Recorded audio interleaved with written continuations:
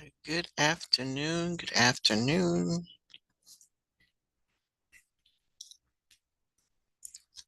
How's everybody? It's Friday. Something to rejoice.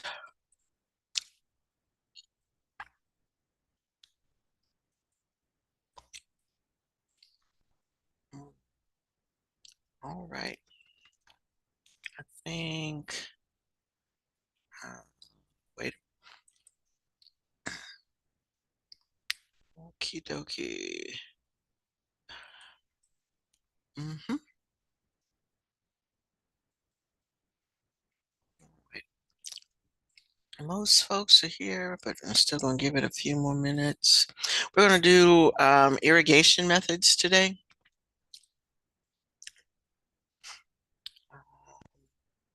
Those of you who are taking the AP exam, May 15th is the exam date. Miss Martin sent a message to tell you to make sure, excuse me, that you check your emails. There's information about the exam in the emails, and I got one as well. And let me tell you what that says. Mm-mm-mm.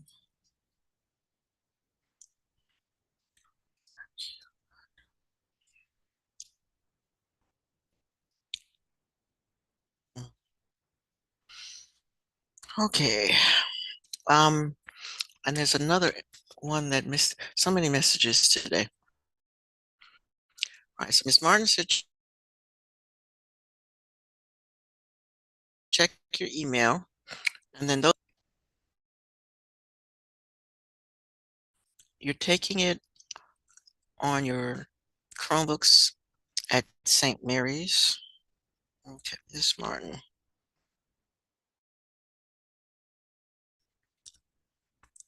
No, you're not. It's at Northside High School. All right, so the AP exam is May 15th. The other information was if you have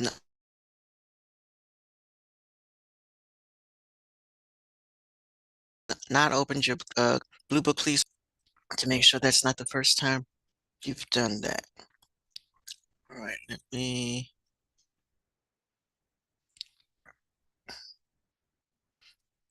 try. Like I said, there's so many emails. See if we got everybody. All right, so do students use Bloom? Oh, well, actually, this is for the PSAT and SAT digital exams. Okay, so I can share that message anyway. So you're taking those because this might include more all of you than just the AP folks. If you're taking the APSA or the SAT, wait a second, got some folks coming in. So you're taking the PSAT or the SAT exam and digital AP exams.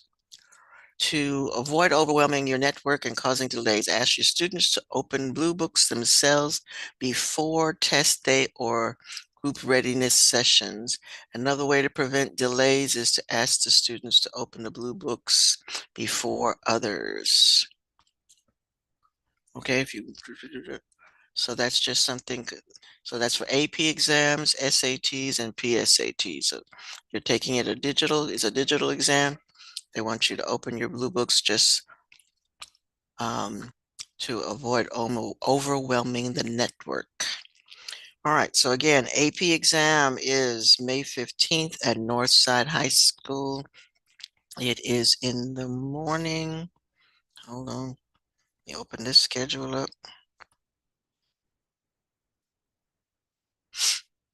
And I'll post this. I think you all have emails for this as well, but no, bro.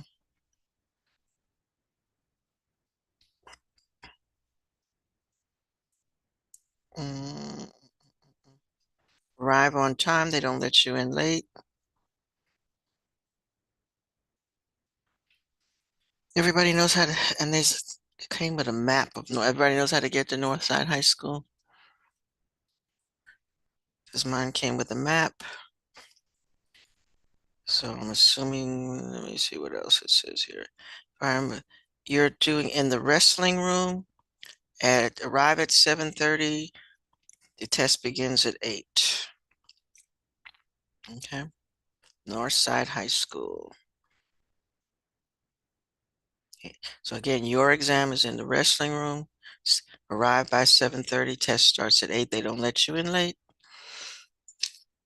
Okay, but you should have you should have an email with some information in it too.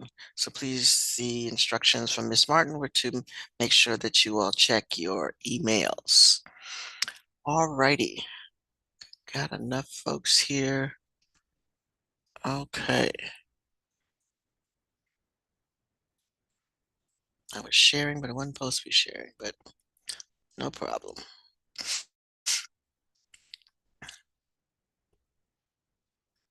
Okay, irrigation. So irrigation, we are on irrigation.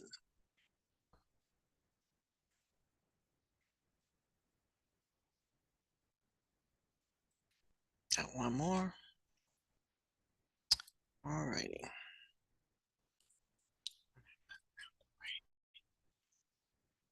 We're covering topic 5.5, which is irrigation.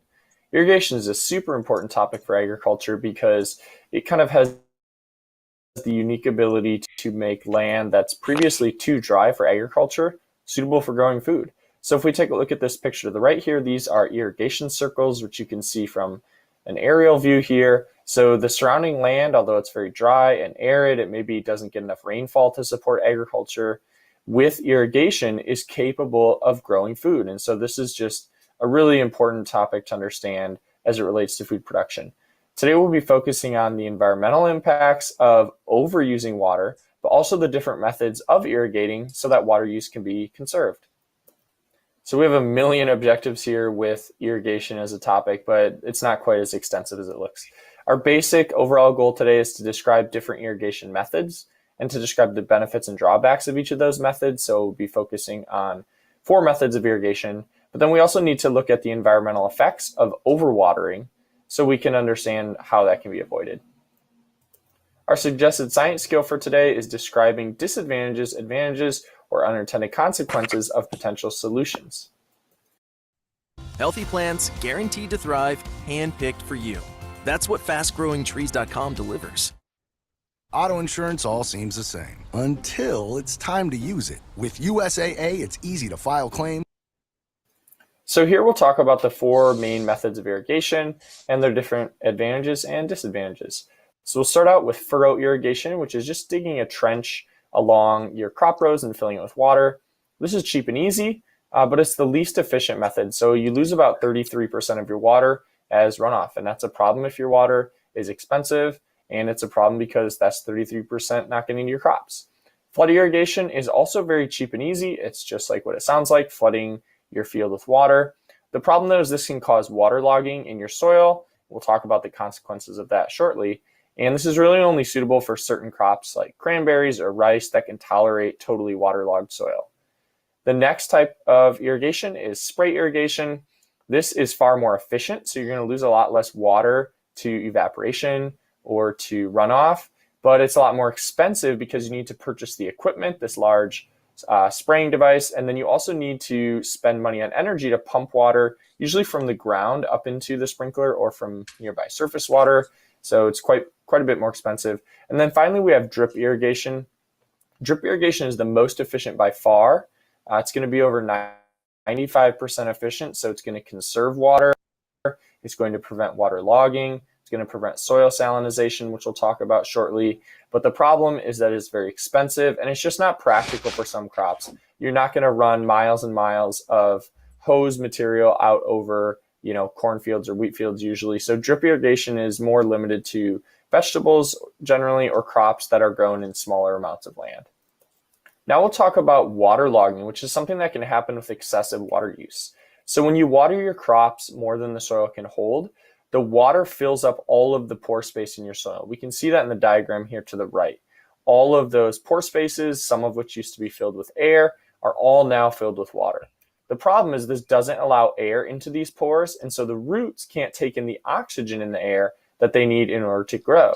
This can stunt plant growth, so it can slow plant growth down, but it can also kill your plants altogether if they're not tolerant to waterlogged soils. So I mentioned earlier in the video, there's only certain crops that can really tolerate fully waterlogged soils. And so this is something that's going to kill a lot of different crops. Solutions could be using drip irrigation, so you're not adding as much water in the first place. And then there's another solution called soil aeration. So you can do this by stabbing a pitchfork into your soil or by using a machine that will take little cores or take little chunks out of your soil.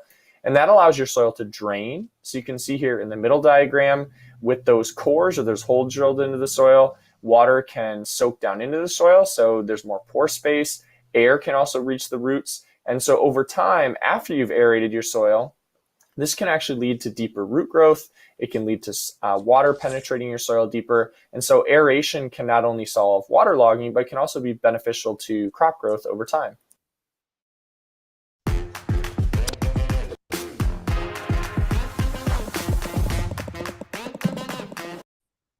Next, we'll talk about soil salinization. So salinization is the process of salt building up in soil over time. One of the main ways that it happens is when farmers irrigate their crops with groundwater. So groundwater naturally contains small amounts of salt. So when that groundwater is pumped up and put onto crops, over time the water will evaporate and that will leave salt behind. As this happens over years and years, that salt will eventually build up to a concentration that's so high that it may dehydrate the roots of the plants. It may not allow them to get the water they need. And so this can stunt plant growth, and it can even kill plants if they're not tolerant to high levels of salt. So solutions here, drip irrigation is a great solution because you minimize your water input.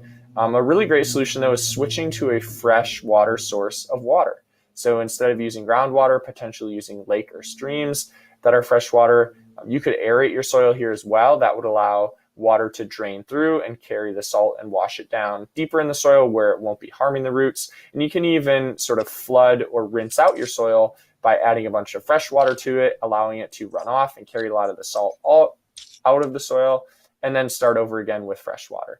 So now we'll talk about how water is used globally. And because we're in the impacts of agriculture video for the day, you may have guessed that agriculture is the #1 use of water globally. It's about 70% of all water use. So that's really important we understand that. Second, we have industrial use. So this is things like manufacturing or power plants that generate electricity. Those use a lot of water. Then we have municipal settings, which are people's homes, things like their showers and their baths. And then finally, agriculture, which is the #1 use of water globally. And this is primarily giving water to livestock that people will eat eventually, or irrigation of crops that people will eat as well. Now we'll talk about aquifers and groundwater. So groundwater is just water that's stored in the pore space of sediments or rock layers. So we can see in this diagram here that above the water table, we have pores that are filled with both air and water. So there's some water in the soil there, but it's not totally saturated. And then below the water table, we get to an area where pores are completely filled with water. So this is what we would refer to as groundwater. And then aquifers are just groundwater deposits that are usable by humans. So aquifers are replenished by something called groundwater recharge. This is water that rains and then trickles down through the soil to be stored in these underwater deposits. Now we have different types of aquifers. We have unconfined aquifers, which if you look at the diagram, you'll see are aquifers that just exist below the surface of the ground and they don't have any confining rock layer above them. So those are recharged really quickly. Confined aquifers though are aquifers that have a layer of impermeable rock both above and below. And so they can only be recharged at really small recharge areas, which you can see in the diagram. And so these are longer term storages of water. They're deeper in the ground. They're generally safer. They're generally less contaminated, but they recharge very slowly. So they're far more prone to depletion or overuse. People can draw water out of confined aquifers far faster than they can be recharged by groundwater recharge. So our suggested science skill for practice FRQ 5.5 today is to describe disadvantages, advantages, or unintended consequences with potential solutions. So I want you to describe how soil salinization occurs, then propose a solution to prevent it, and finally identify one disadvantage of the solution that you proposed. All right, everybody, thanks for tuning in today. Don't forget to like this video if it was helpful, subscribe for future APES video updates, and check out other notes over here to the side. All right. If you notice in Canvas, there are 2 sections to irrigation. So please make sure that you give both sections a look. The first one goes through the 4 points that he just covered, and the second one goes into further detail on waterlogging and salinization in aquifers that he just concluded with. So it's basically everything he just said, but they divided it into 2 different lessons. Okay, so please give those a read. As always, make sure that you look at the AP tip, and I will put those FRQs together as one assignment, and but not for today. Today, I want you to do your AP classroom and finish up any assignments that you have outstanding. It is Friday. We only have 2 more weeks to school. Grades are due by the 15th. Absolutely, absolutely.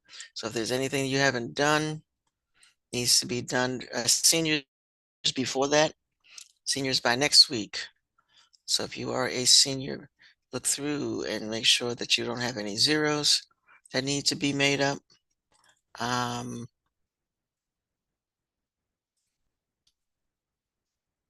okay.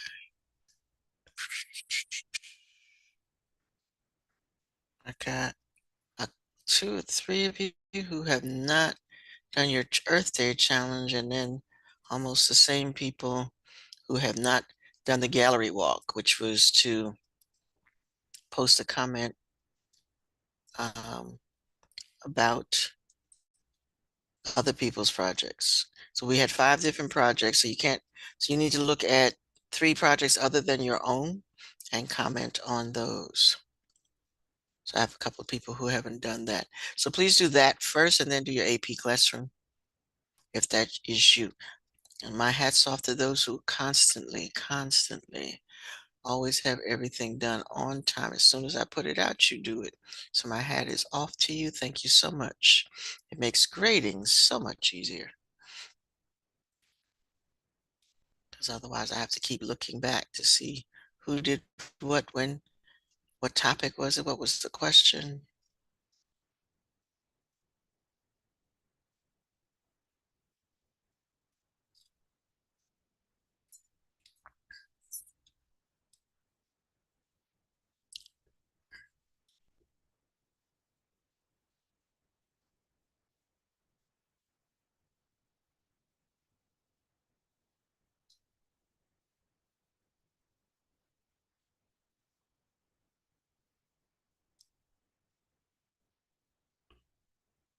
All right, so next time we will look at pest control and pest management together. So that was 5.6 and 514. So that will be Tuesday. And we'll have completed plants as food as a topic. And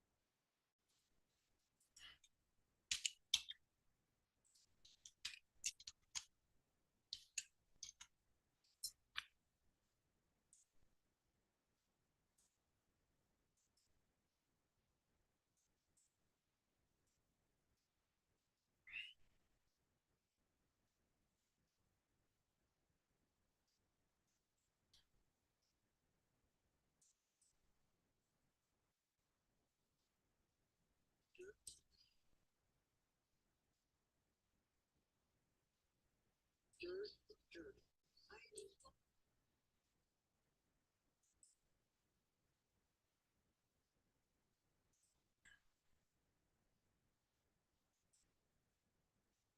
everybody, it's Mr. Smeets, and today we'll be covering.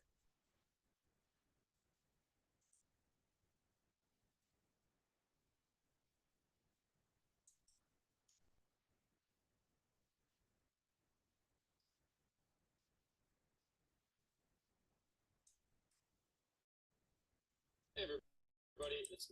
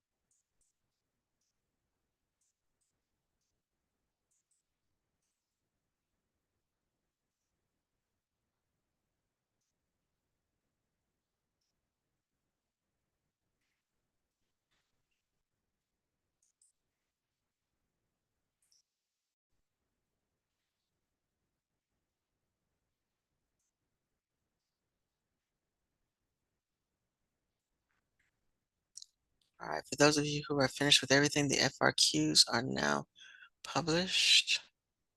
So it's FRQ 3, 4, and 5.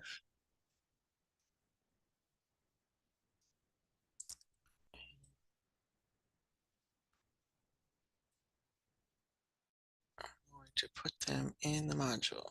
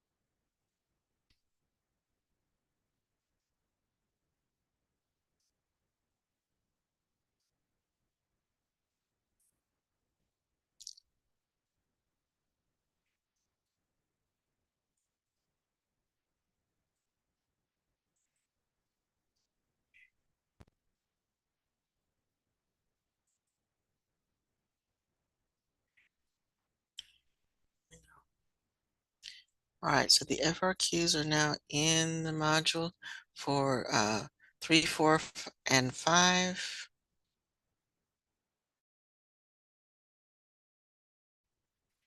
They're worth 4 points each. Give a good solid sentence as we get closer to the exam. Where'd it go? I lost one.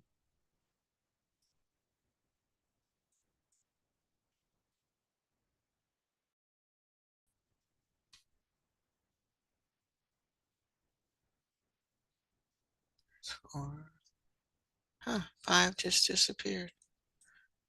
Okay, well, we'll put it back.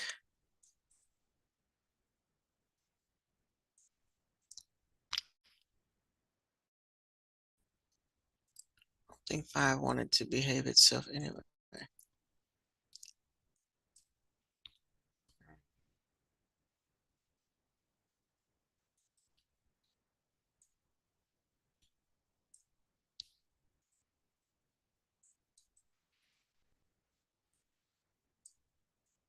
Okay. Now let's see if it'll stay. All right, so there are 3 questions. Each question is worth 4 points for 12. And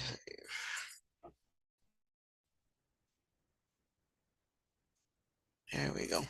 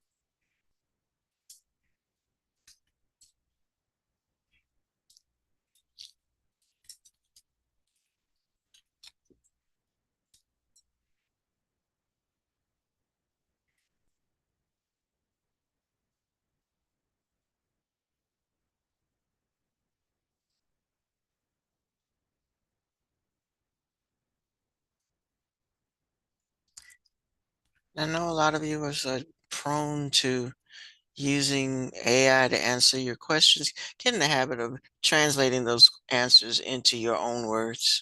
You're not going to be able to do that on the AP exam. And the next test you have with us, we have a lockdown browser that they've installed. So get in the habit of, even if you look up the answers, putting them in your own words.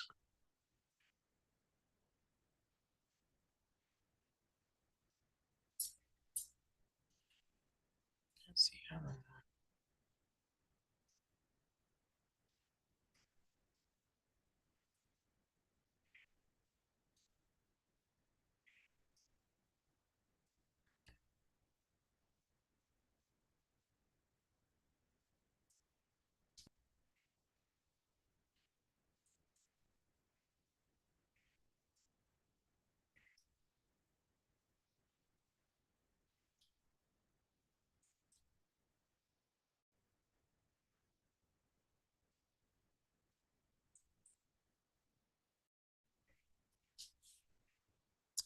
Do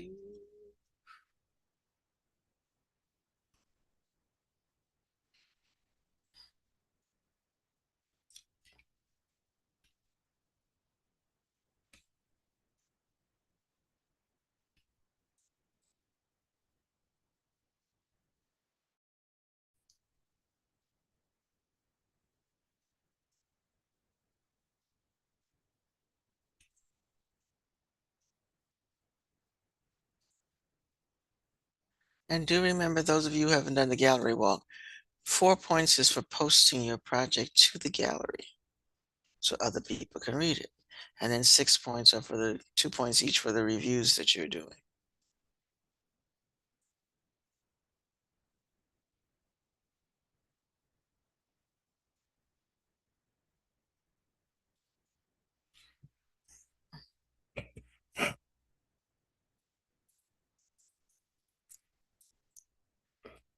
You get points for sharing.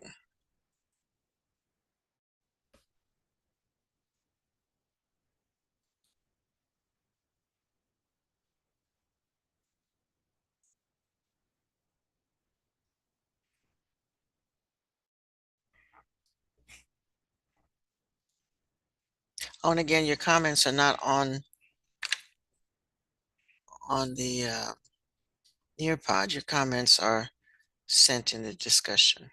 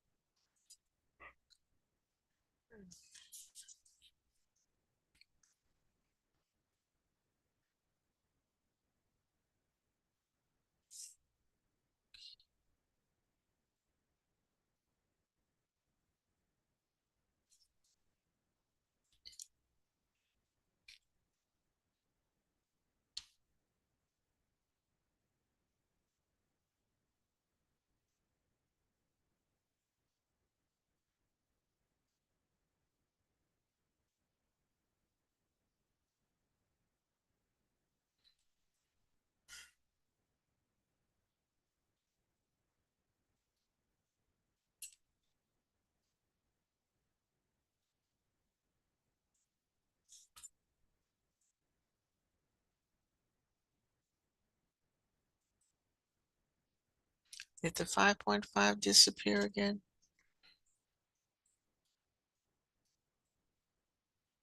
It should be on there. Refresh your page because I had to refresh it had disappeared and I added it on there. But it should be. So if you don't have 5.5 on your screen, refresh your page because it should be there. It had disappeared, yeah. Okay, there you go. Yeah, I had to add that in.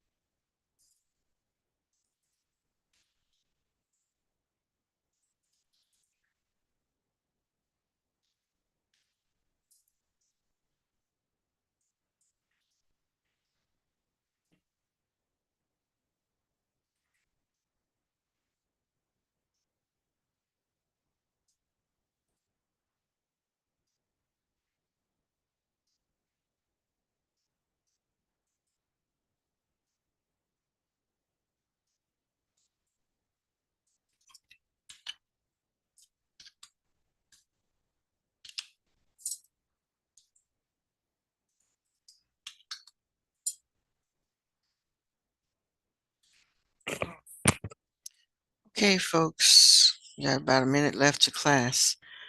Find a nice place to stop. Jesse, I was just checking your gallery walk. I like the way you did a summation there. That was very powerful. You gave a lot of thought to what's going on. Thank you. All right, y'all have a great weekend, and I'll see you on Tuesday.